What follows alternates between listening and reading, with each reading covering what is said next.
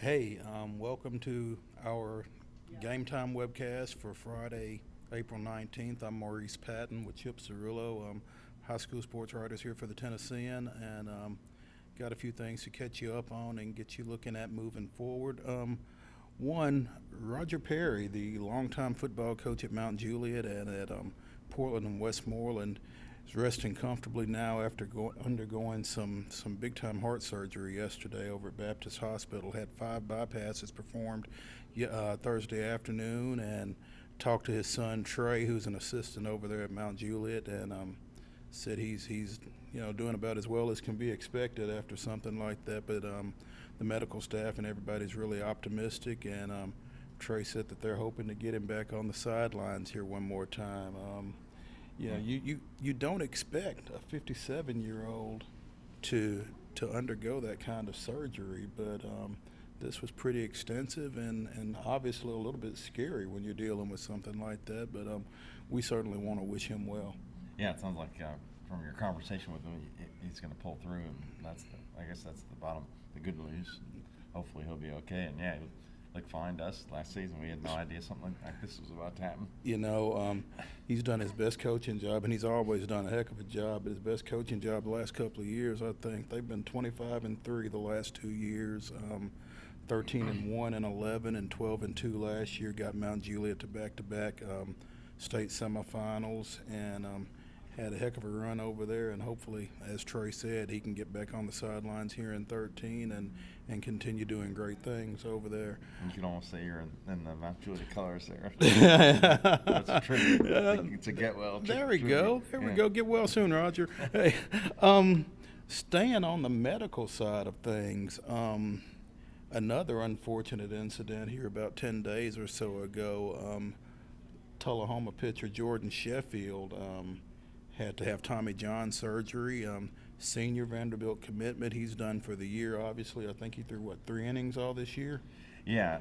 First, that was the season opener, and it was in the 30s that night, and they were hoping it was just a forearm strain, but then it turns out it was elbow injury, and only good thing is the surgeon who performed it is one of the best in the country, and James Andrews, and hopefully he did a great job. And I actually talked to Jordan this week, and he felt like everything went well, and I asked him about his future, and he said he's keeping an open mind.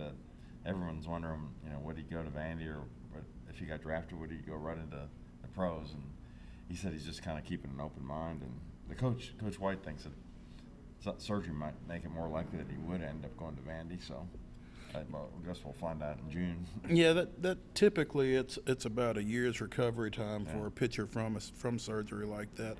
So if he goes to Vanderbilt, especially with Vanderbilt and their history with pitchers and erring on the side of caution to the nth degree, I would think if he goes to Vanderbilt he would redshirt next year.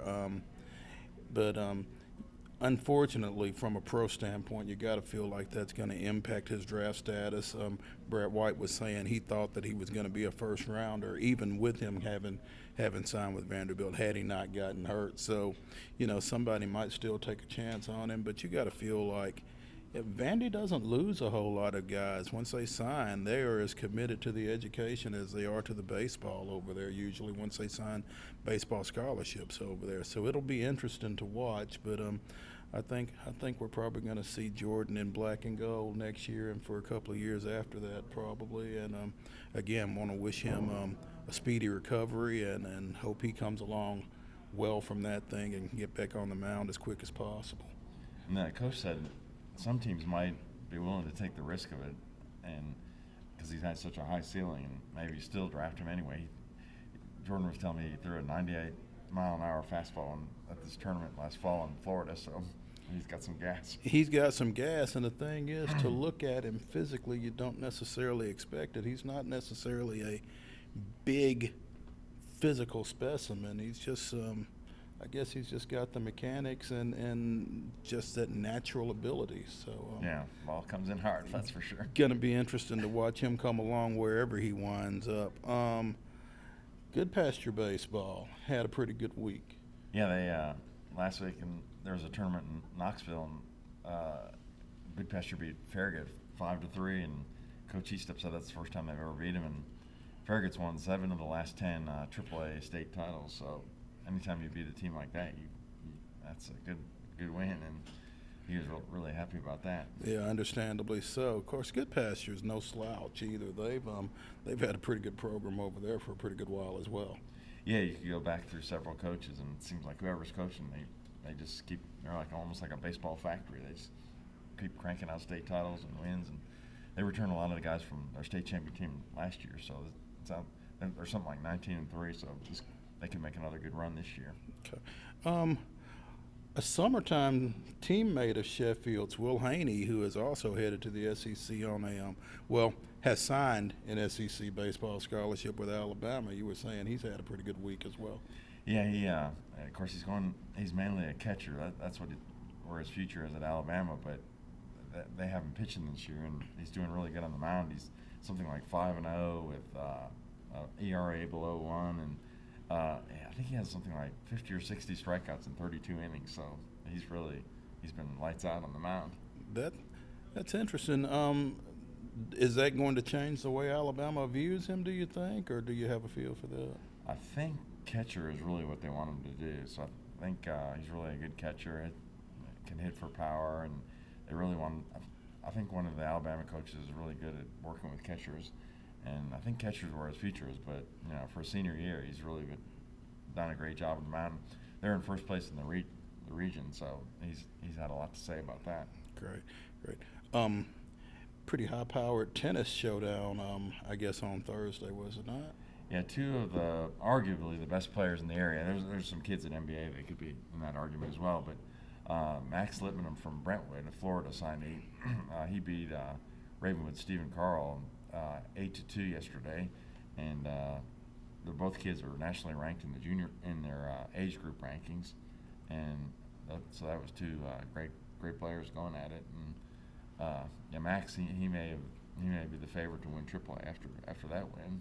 Okay, and Carl obviously coming along well from his medical bout earlier this year, I guess. Yeah, that's actually Stephen is actually the younger brother of Sean, who's battling cancer, and Coach McCammon was telling me that from what he's heard that Sean is doing well in his battle against that. So we wish him the best.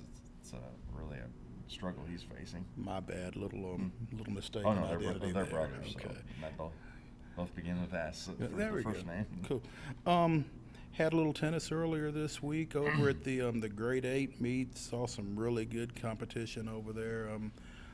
Ideally, it's the top 8 times or distances in the mid-state area competing in that meet, and again saw some good runners and jumpers, and we've got another big meet coming up next week, the Hill Relays over at Harpeth Hall. It's the basically it's a city meet. It's the championships for Metro Nashville. It's about 27 different teams, public and private, from Metro Nashville that will be competing in that over 3 days. You've got prelims on Tuesday and Wednesday, and then the running finals on Friday. A couple of folks to watch in that: Shayna Johnson, the 400-meter runner from Antioch, who ran a 56.93 to win the grade 8 on Tuesday night.